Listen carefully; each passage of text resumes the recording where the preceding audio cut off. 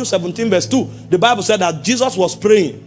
He said the fashion of his countenance was altered. His raiment began to glister. Even his clothes began to glow. So the transfiguration was so strong that it affected even his garment. You don't know why the woman with the issue of blood will touch his garment and virtue will flow out and heal her. Because every time Jesus communed with the Father, the weight of the glory has its residue on the garment. Powers of intimacy. Now, when a man is transfigured, anything that cannot happen to Jesus cannot happen to him. That's the key behind transfiguration. And so, because Jesus cannot be rejected, you too cannot be rejected.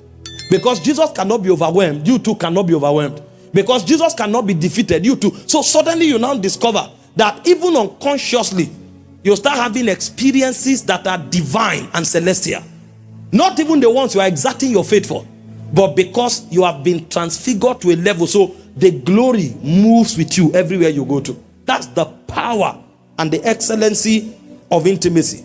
And this is why the devil will fight intimacy until you leave this world. Because he knows that therein lies the realization of your potential.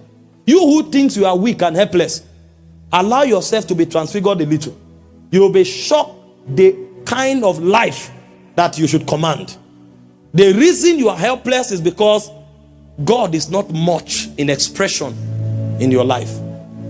Transfiguration, transformation are key components of intimacy. In 1 John chapter 3 verse 1 and 2, he said, behold, what manner of love the Father has bestowed on us.